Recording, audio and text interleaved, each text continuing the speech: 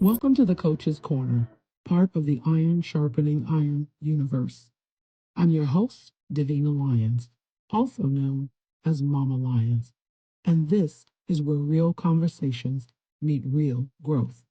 Here we explore what it means to rise through reflection, resilience, and purpose. One story, one insight, one breakthrough at a time. Whether you're a coach, a leader, or simply on your own personal development journey, this is your space to reflect, identify, stand, and emerge stronger than before. So grab your notebook, take a deep breath, and let's rise together right here in the Coach's Corner.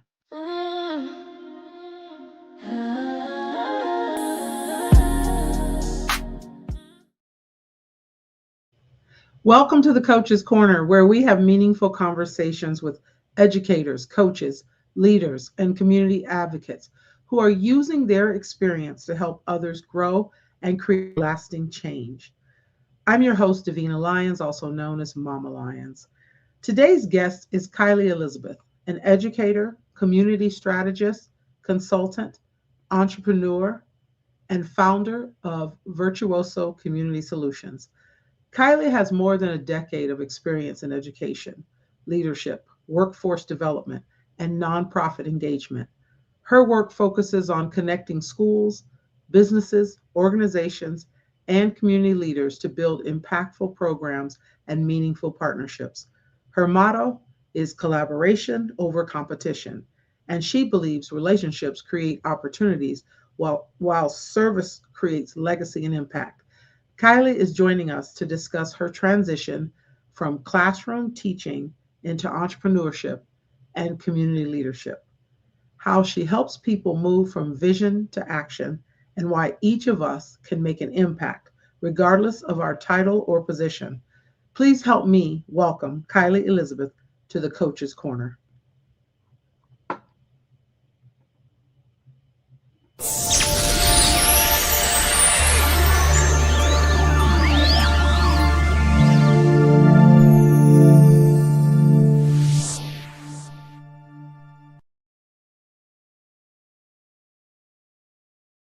Welcome, welcome, Hey, welcome. how you doing? Fantastic. So excited to get this started. Oh my goodness, Kylie. Many people know you as an educator, entrepreneur, and community strategist. How would you describe the common purpose connecting all of these areas of your work? Sure. Thank you so much. Thank you so much, Davina, for having me on your podcast and your show and connecting me with your network. I greatly appreciate it. Yes, that's a great question to start us off. We're all just people and different in all of these areas. And for me, I always just enjoyed having a sense of belonging wherever I was. And so for me, just understanding what it takes to be an educator, working with the youth, as far as being an entrepreneur. I know we'll get into that a little bit more, but you're obviously very people centered and you're working with individuals, learning how to network and all of those things and being part of the community, right? Just in general, that word is, it's all people. We're all being involved with each other. And so for me, the three just tie together naturally. Yeah, absolutely, absolutely. Yeah. I love your energy and I love the connection that you're making. There's so many educators out there that are really, I think, what is the next level? Is the question. And I'm one of those people myself, so I'm very interested in engaging with you for that reason. Yes. We all end up where we are due to certain circumstances. And I know with you, you experienced an unexpected transition after moving here from Wisconsin to Arizona. So Mhm. tell us about that and tell us how that season changed your life and how in which way you viewed your identity and your success. Absolutely. Yes. So in 2020, during the height of the pandemic, I was still teaching high school at the time, and virtual teaching as well. And just had graduated in May of 2020 with my master's in education. And so a situation arose for the opportunity to move to Arizona, just on a personal whim. So I picked up my family and we moved. And My dad and my stepmom and my stepbrother also live out here. So I used to visit a lot very frequently. Yeah. And so I just loved the state. I loved the sun. I never experienced the summer in Arizona. So that was really fun when I moved here the first time, right in the dead middle of the summer in June of 2020. But anyways, so I knew that Arizona needed teachers. It was obviously plastered everywhere that there's so many shortcomings with teacher retention and recruitment in Arizona. And so moving to Arizona, I didn't think it would be a problem to get a teaching position. My silly self just moved without securing a job. But I'm like, there's so many opportunities. Back in Wisconsin, I had what was called an experience-based teaching licensure because of my background in culinary. So I taught culinary arts, which led into some other family and consumer science programs for a long time. So I was officially certified after a couple of years and taking some programs. But once I moved to Arizona, the reciprocity, crossing states, it didn't align here. You had to recertify, you had to reapprove and approve that. Get approved with your experience, like re-verify all of your experience. If anybody knows the Arizona teaching credential website, you know that can be a little hard to get through that piece. And so long story short, it just didn't happen for me right away. Getting back into teaching, I ended up getting a sub license. I ended up applying for a bunch of jobs, but because it was so difficult with that reciprocity, I didn't go back into teaching right away. What ended up happening, and this is really what led me into entrepreneurship and my business, was I just started networking and finding my place in the community of Arizona, especially in downtown Phoenix. And I ended up working with a nonprofit group and helping with their education pillar. And it was still COVID. It was still, a lot of parents dealing with virtual learning. So I ended up doing a lot of, supports virtually for parents. And I'm like, why not turn this into a business? So my business did kind of stem out of that at first. I did end up getting back into education as far as in an education teaching capacity and using my degree with another nonprofit. I ended up running a micro school, if we're all familiar with that term in that setting. So I ran a small micro school group for about 2.5 years. I taught at first third through eighth grade, which was blending learning environments. That's always fun. My children were also in those court classes with me, so that was a new experience as well. And then, which also after the first semester, it led into me becoming the leader and the education coordinator for that program for 2 years. So it came where it came. And long story short, I did end up working for Department of Ed for a couple of years. And but it took me to get that job to go down to certification to say, hey, you have 10 years of my life in front of you.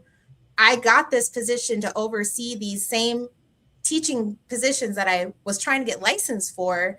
And I'm a state supervisor, but you're not giving me a teaching certification. Like, make it make sense. So we had a long conversation, and I ended up getting one of my career and technical ed teaching certifications. I do have a substitute license. So I have that in my wheelhouse if I want to go back into teaching, but it wasn't as clean as I thought it would be. It was very difficult, but it did push me into what I'm doing today for sure. Yeah, it's interesting because I think there are like you said, you would think there's so many teaching jobs, there should be, with so many people leaving the profession. And I do think that a lot of teachers assume, or a lot of people aspiring towards being a teacher assume that, oh, I should be able to very easily get a position, get a job because they need teachers. But there is always the red tape. There's always and reciprocity, for those who aren't familiar with that, certain states are aligned and certain states are not. And when you're making a move as a teacher, that's a big deal. Yeah. Is and you admitted that that's not something you had checked into ahead of time because you assumed it would be pretty easy. Mhm. But it is so ironic that you ended up in that position, to your point. And I'm glad it Yeah. did. I'm glad it worked out. But Mhm. sometimes there are a lot of make it make sense moments. Mhm. And in a time when there's such a need, and especially during COVID, I mean, that had to have been really tough, making Mhm. that transition. Yeah. I love your motto, collaboration over competition. Mhm. So what does that look like in practice, especially when working with schools, businesses, nonprofits, and community organizations? Because you have such a wide range of people that you work with. Yeah, absolutely. And I think so. This came out of experience after I moved here, and just getting acquainted with people and networks, and especially in the nonprofit world, where I was actually very surprised to see just everybody competing for the same things, the same groups of people, the same similar events, and not wanting to collaborate because I really think it is an ego situation that some people, they put their name on this, so they want to be known for that, which is great. But at the end of the day, there's enough for everybody. And I feel that as people and as a community, we get things done more if we do it together and not constantly compete and share the wealth, share the information, don't gatekeep. So for me, like having collaboration over Mhm. competition is key in what I do in my networking because if I know something, I'm going to share it. Especially if it's free resources, free information, like why are you not? If you know something to help the next person or if you have the secret to bypassing a step that can make something so much easier for somebody else, like why not share the opportunity? And the only time where I think it is a competition is we might all be going after the same grant, we might all be going after the same Sure. competition and let the best person win, type of thing. But when in general, if we're doing education, if we have schools, if we have all these things, like we need to be able to collaborate together on multiple levels. Because even I've experienced, even within the department and even in my current job, there's silos and there's groups of people that want to keep the information for themselves, for their department, and not so Mhm. much with the broader rest of the team. And it just, to me, I never thought that made sense, to gatekeep things or just not make some things so much simpler. So Yeah. that motto really, I stand on that because I just think it makes more sense for people to work together. Obviously, where business alignment makes sense and all of those things, but why should hide things and keep it to ourselves when we want to have a better world, a better community for each other? Right. No, I agree. I noticed lately I am a part of a collective of women. And I know that you mentioned off stage, we talked about you being, collaborating with women, some of the same women that I know, a couple of them I've interviewed on this podcast. But I'm starting to see more of that crop up a little bit more where women are deciding to work together. There are organizations, you have to look for them. And I do think you're right in that so many people are aspiring entrepreneurs and they are trying to build something. And I think there's a fear of they won't get it built if they're sharing space. And that's where I think the issue comes in, is that there's a lot of people wanting to plant a flag and they're going to field of flags, but where's the expertise? And so I agree in that it works really well to become a part of a collective or to collaborate. And then I think we broaden the knowledge base altogether. We help each other, especially now in the AI world that we're in. Information has just got to be really fast. And if Yeah. you're not keeping up, it behooves you to work with someone to help with that. But I love that principle. I agree with you 100%. And I mean, when you break this thing down, you've worked with schools, you're working with businesses. Tell me a little bit more about that, like what you are doing from your business perspective, Virtuoso? What is that? Sure. So really on the school side, I'm not just because of my role with the Department of Ed, I had to be careful, with that. You weren't allowed to work with public entities, being a state government agency employee. Okay. So I still kind of under that contract now, even though I left last year. So I do have to be very mindful of that. So as far as me working with schools itself, it's more with youth of the youth organizations and the clubs. So FCCLA, or Future Community and Career Leaders of America, is a career and technical ed student organization. So I still show up and go support and do workshops with those future education students that want to teach there and help them out, and just give best practices about being an educator. I do help mainly in the education space within my consulting, is helping people understand the business side and ethics of education and what it takes to actually open maybe your own charter, your own micro school.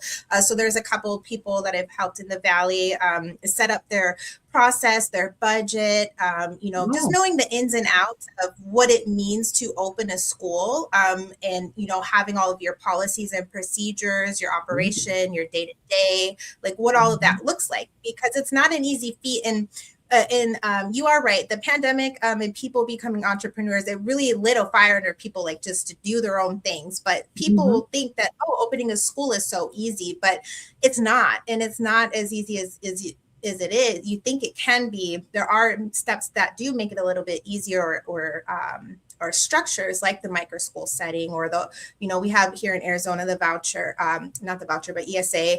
People also call the voucher, so our ESA. Yes, we do.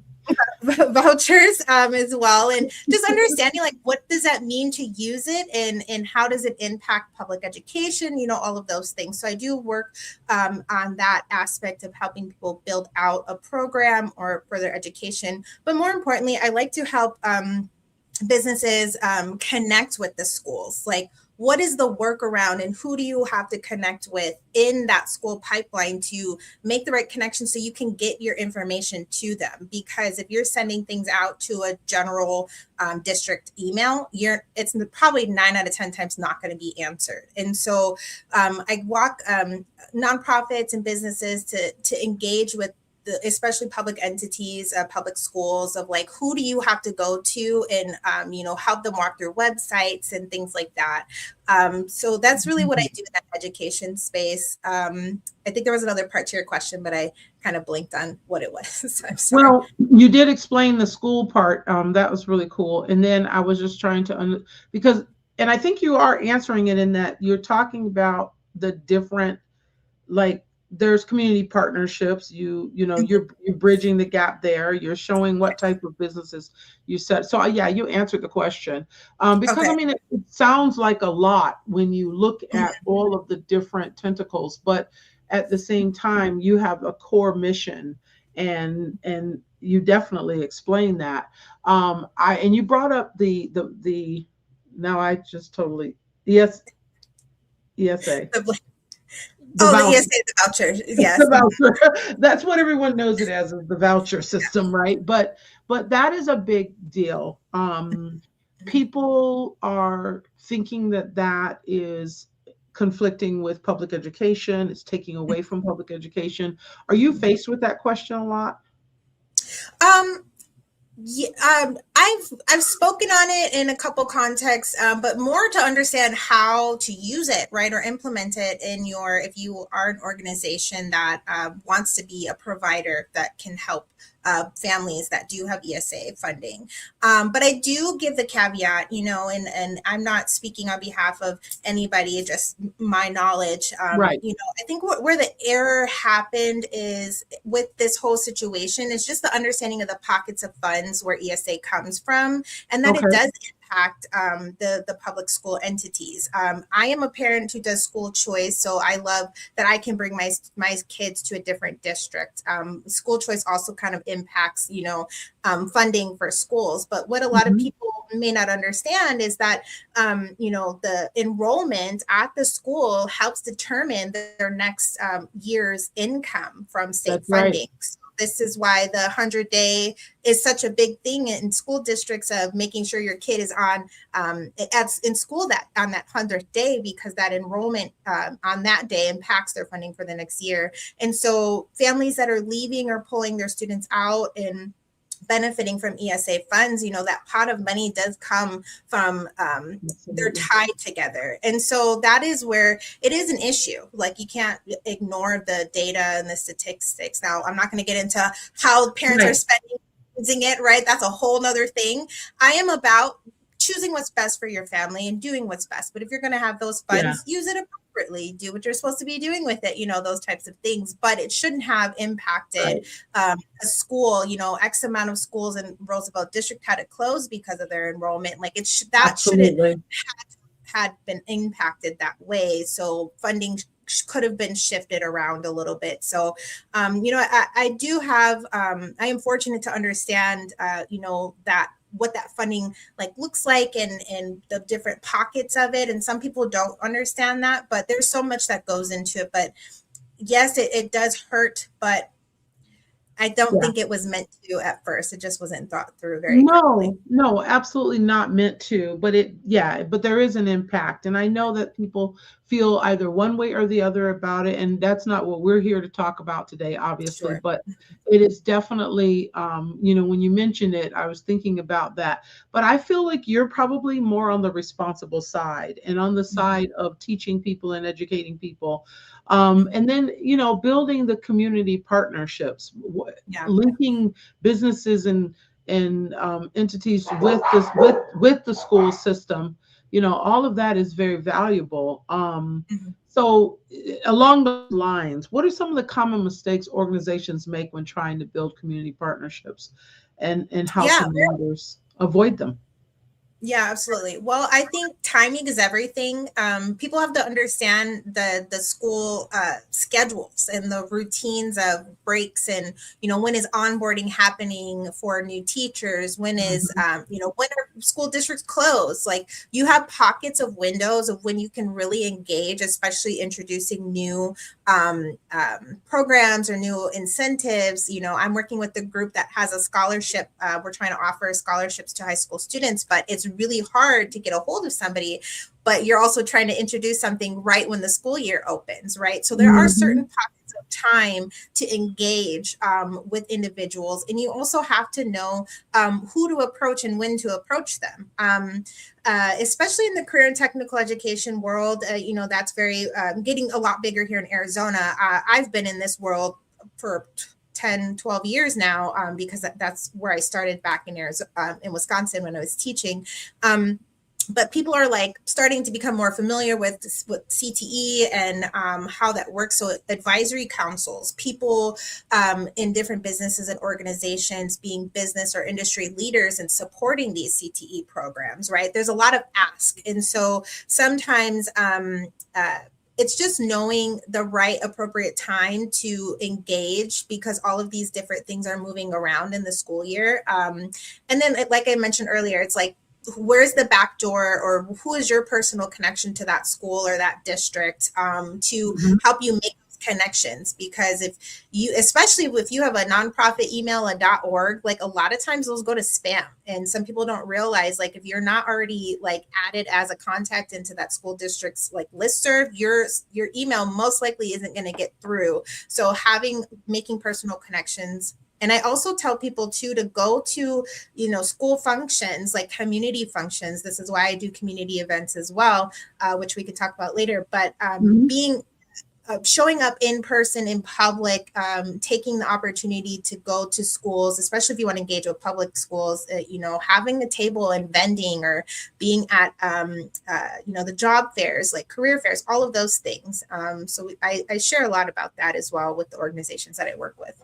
Yeah, I see a lot of that in our district. In fact, we have a very big back to school rally out here in Maricopa. I'm the superintendent, facilitates that, and the major sponsors will get on stage and talk, obviously about how they're supporting us and supporting education. So I've seen that in action, what you're talking about. It's a lot to think about, but I wonder if the average parent realizes, just average everyday citizens, how much goes into one, keeping the school going, but what their options are just the same. And you have experience with micro schools and other, so you have a wide range of knowledge about how all of it works. And at the end of the day, it is about the kids. It really is. Yes. It's about making sure the kids get what they need. So I'm cool with that. You believe that people can create meaningful impact regardless of their title or position. How can someone begin leading and influencing change like you have? You know? Yeah, that's a great question. Thank you. I You just have to be comfortable to, like I said, to go do things and want to lead and engage with something. So you have Mhm. to be passionate about something. I got into education really for a personal reason, but I it just really led me into, and like I said, this shift moving out here in Arizona. Nobody knew me, like I was nobody when I moved out here, and to now 6 years later to be like, oh, you do X, Y, and Z. Like it's still fun. Like it's cool to me. I don't seek that type of what do you Yeah, call that type of glamour or anything like that, but it's yeah, nice to be recognized, right? And so I think for people who want to be in leadership roles, leadership looks so much like different things. You mentioned parents. I'm a big proponent. It takes a village to raise our children. We have to, one, this is my getting on a pedestal speech. Parents, please be involved with your children's education, regardless oh of what type of system that they're in. Was mentioning to middle schoolers, like you have to know what's going on all the time. And sometimes, that might mean as a parent going and joining that PTA and leading an activity, right? right, As a parent. But for our, even just our entrepreneurs and aspiring entrepreneurs, what are you passionate about, and create something that you want others to engage in. A lot of times it's just showing up as ourselves and doing things that right, we're very much interested in, and to say, I want other people to do something that I like to do, and let's do this together. And so I really think that's what leadership looks like, but also having the intent to serve others and support others. It's not for the glory. It's not for to gloat about what you do. Sometimes I get a little like, not shy, but like I don't really like speaking about myself when people are like, what do you do? And right.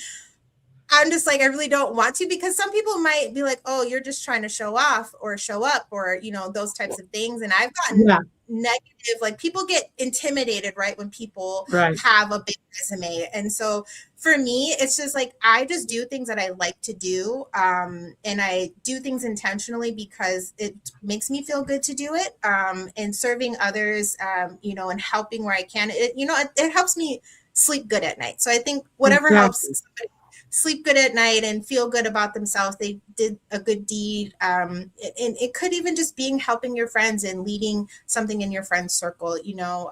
So I think leadership in general is just taking that initiative to do something positive for those people that you're impacting directly. Right, absolutely. Something you're passionate about. Yeah, absolutely.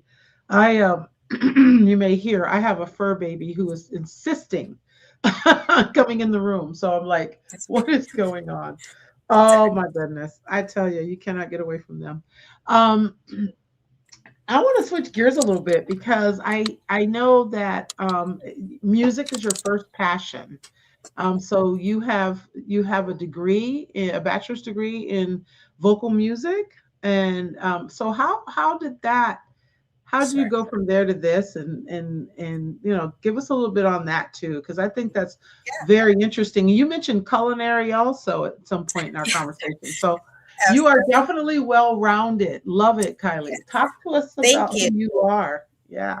Yes, well, virtuoso does mean well-rounded, so I'm glad you brought that up. But Yes. virtuoso is also a music term, right? And so Yes. that is a play to my music background. So I've always been in music, and choir specifically, since elementary school. But I loved it in middle school. I did all the choirs you could do. And then I did theater.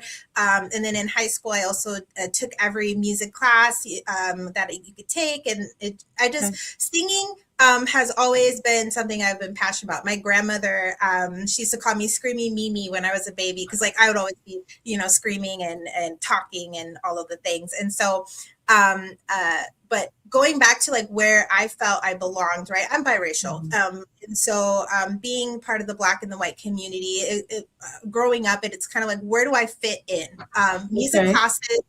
Music classes, especially the music teachers themselves, all the way from my middle school, high school, and my collegiate program, they just made you feel belong. It's like you belong there, and they were always so nice. And so in middle school, just watching my middle school choir teacher at the time, I was like, I want to be like her. Like, I want to make all these kids feel good. So I actually aspired to be a music educator for a choir teacher when in middle school, and so I pursued that all the way through my bachelor's program. And so my intent was to be a middle school or high school choir teacher. That's what I Okay. wanted to do all through middle school and high school.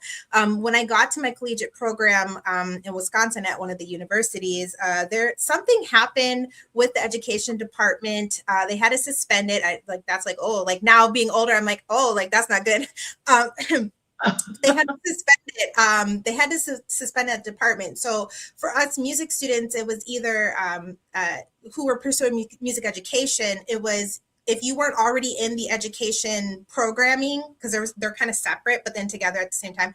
If you weren't already in the education side, you could either just graduate with the music degree and then move on to get the education piece, or you could just transfer schools. Okay. I was 20 credits in where I just graduated with my music, my vocal music degree for my bachelor's. And then I pursued my license to master's right away after. It took a little bit of extended time. So in that range is where I substitute taught culinary. So Okay. All right. yes. And so this is where I tell people I'm like all over the place. And people look at me like you, and I hate when I'm like, oh, I know how to do that. And they're like, you know how to do everything. And I'm like, I really don't mean to, but I do. But my grandmother on my mom's side, she ran a catering business from the age of me being 9. I worked with her from 9 to 23 years old, from the little bus girl at 9 years old, Okay. all the way to managing our family catering business. And we religiously every Friday for all of those years did Friday fish fries. I don't eat seafood because of that. Oh my But God. yeah, and I would have so loved that. it's so fun. And so I learned also the entrepreneur and running a business, like all of those years and what that looked like and things like that. So I ended up teaching, subbing for culinary. And ironically, the principal that hired me to sub was one of my high school principals a few years back. So we had Okay. a really good relationship, and temporary sub job turned into full time. We love you, because I rebooted our culinary classes, our family and consumer Nice. science classes. Like there was a Nice. woman who was on her way out of about to retire, but they had very low numbers. And then you have this fresh, like younger teacher that Yeah. just all the kids love Miss C, like go see Miss C. So the next year, after my first year of teaching culinary, put like 200 students like signed up, and they were like, no, you got to stay. And so I ended up earning a career and technical license to teach culinary and family and consumer science, which also led me into fashion and hospitality, early childhood, education pathway. All of this is under one umbrella for in Right. Wisconsin, and same here in Arizona. So it really it It's all worked made that way. sense.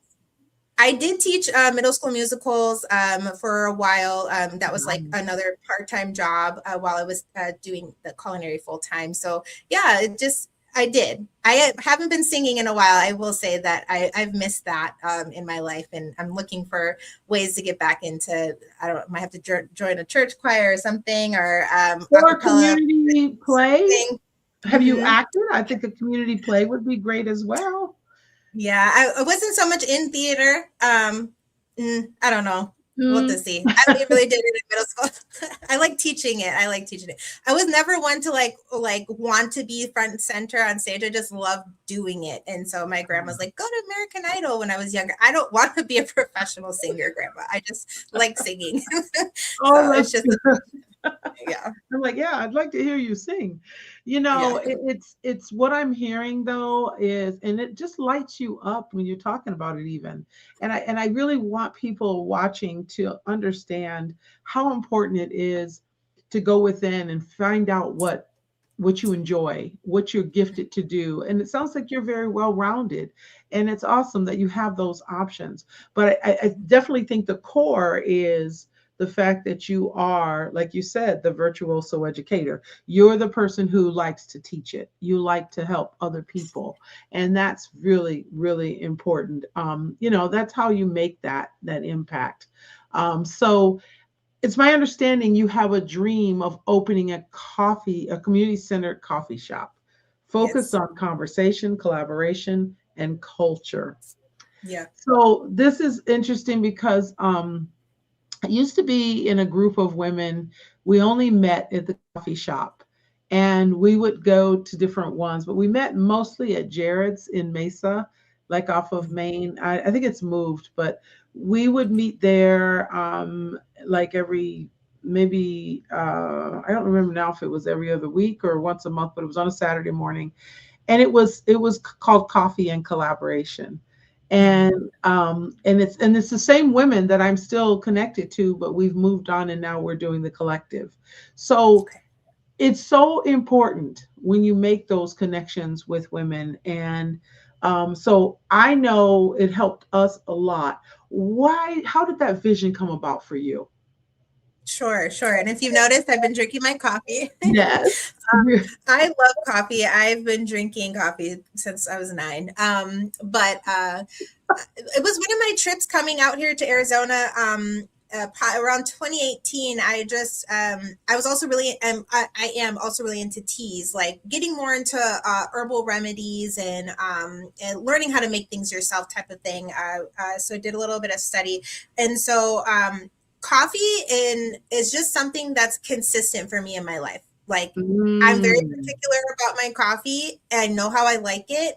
I learned how to make it myself, but if I do go out to places, I ask for things very specifically because to me, if I can have my cup of coffee and that's going to be the thing that like holds me through my day, and it has yeah. to be done right. And so obviously, coffee is a very booming Yes. business. And I'm sure at every corner we have a coffee shop. I'm finding new coffee places all the time, All even the in the Phoenix metro area. And I love to just go out and see like the different spaces and what people are doing in their spaces and just like what does that look like. So I really why I wanted to do it. One is I just love coffee, so I wanted to have a space of let me just have my own yeah. coffee shop. And I can spend all my time there and chill and I and just love enjoy coffee shops. the Yes. yeah, the environment. But I also wanted a space for people to come together and network. And so my ideal space would, have like the front part be the coffee shop and with your typical little like shop in it to buy things. I really like the chill ambiance, like the crystals, the plants, like just really Yes. chill vibes, like, earth tone colors. Like I have all of it planned out. I have the business name and everything already through the articles of incorporation, all the fun stuff. Oh, It's just, good, good, good. yes, I just need the space and I need the funding. And so that's what I'm working on. But also just like I said, to have a space for people to come together and work and network. I also wanted my own space to kind of expand Virtuoso Community Solutions to have like its own meeting room for like networking and for people to do small workshops in and things like that. So it really kind of stemmed from that and just wanting my own space to do so.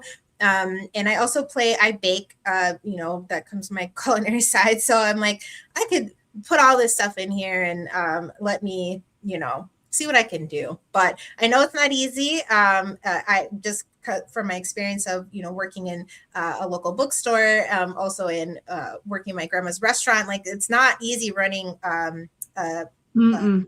coffee shop or a food a business, and all the licensing you got to get and all the things. And like I said, it's very competitive. Like I would not go downtown Phoenix to try to compete with anything down there. It's too much. And so, Yeah. Yeah. yeah, looking But there's kind of in like, definitely a need. I still look for places that I can go to and work. And I love I've always loved coffee shops. I'm not as big on Mhm, the coffee, but I have two friends, and I'm going to connect you with both of them mhm. that have really one. I don't know if you know Melanie Shires, but she's been on my podcast before, and she's the leader of the collective. But I Okay. also want to introduce you to someone else, and she's we'll talk offline, but her whole thing is based on coffee. She even has a coffee personality profile Nice. test. So like I know I am an espresso. Can't tell you Mhm. at this moment what that means. I mean, I can, but I don't want to take the time to do it. But Sure. anyway, it's really cool because it really makes sense. Mhm, But at the same time, it's just like color code and all the other things they do. But she has one mhm. based on coffee because she loves coffee just that much, and she's in the East Yeah. Coast. But it's just I'm amazed at how many people really do make that connection. But Mhm. myself living in the Pacific Northwest, where like the Starbucks was born and where coffee is a big deal in those types of environments, there's just I think it's just a really great place to connect with people. Yeah, And absolutely. that I think your vision is right spot on with that. Thanks. Virtuoso Community Solutions.com. Talk about that because I put the website up for people to be able to go to. Yes, absolutely. So I am one that despises being on a computer all day. Not complaining about right now, but it's just so much like I get it. electronics in your face. And being in the field of work that I do, it's everywhere. So it took me forever to revise my website. So my business name actually used to be Virtuoso Education Consulting Services when I first started. And so I did Okay. have a smaller website for that. And then I rebranded after completing the Local First We Rise Business Accelerator program, because they're like, you do more than just education consulting. Like you do all these different things, especially, and we didn't talk too much about it, but I also do event planning and coordination. And so they're like, you need to consider like rebranding your name. They're like, because people are only going to come Okay. to you for education consulting and not all the other things that you do. So So true. um, yes. And so I also had a phone call from somebody at the with Best of Phoenix for the Phoenix New Times. And he was like, well, you're business to business, not business to consumer. He's like, but if you had a website, I would be able to, help you with advertisement, blah, blah, blah. And I'm like, I got to finish my website. Anyway, so uh, with a little bit of push, and he actually shared some interesting things that when people are using, their AI tool, like their personal assistant, that more people, like it's a super high percent, like 70 something percent, he said, trust what their AI says. And if you don't have Yeah. a website, it's not going to show up in like an SEO search.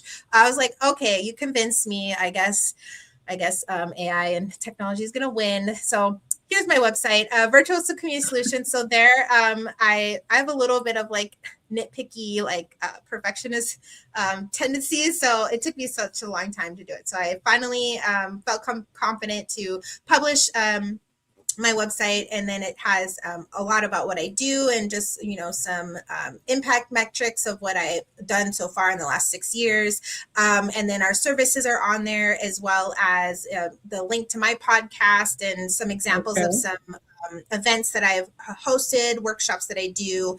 FIBC, First Institutional Baptist Church, their Dream Zone youth pastor had engaged with me about doing their helping them program their summer vacation Bible school. So he sent this really Nice. cool video, like what that looks like. And so my strength is really taking people's ideas, and they have it all in their head. Let's put it on paper and then put it into action. And so that's a really good example of how I help people do that.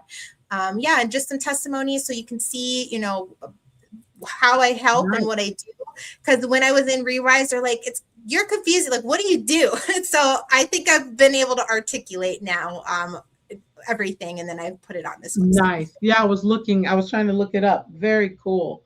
Yeah, and then you have a really good presence on Instagram and on Mhm. LinkedIn. And so yeah, that's good. People can certainly locate you and what Yeah. you do. And I get that, you're because of the fact that you're working in different areas, it may feel like, oh, some people looking at it, oh, you're just education or you're not. So that was Mhm. actually really good advice to Mhm. I deal with that a little bit myself too. I work with education, Mhm. rising resilience. I said education and consulting, but of course, people are going to point to the education. But I also Yeah. would work with other companies that have, Yeah. some of the same issues. So that might be some Mhm. advice I have to follow sometime in the future in terms of thinking about my name. But I Yeah. do, like you, feel very closely to the education community as well, and then want to help educators. But also, we help, like with you help businesses, and I help leaders in other walks of life as well. But wherever the Well, opportunity comes, and education is knowledge. And so when people right, use the word education as, oh, K-12 or right. collegiate, there's more. No, there's more to that term, because There's you so could much be more. like I tell even parents, sitting in your car having a conversation, educating your child down the road, like sharing your story. Like, this is, a form of education, like sharing Absolutely, information and just having conversation. And so it's to the perception, totally right? agree. The people's points of views on that term. So I Yeah. did push back. I tried to, but I'm like, okay, fine. I'm not going to win. So community solutions, I think, make the most sense.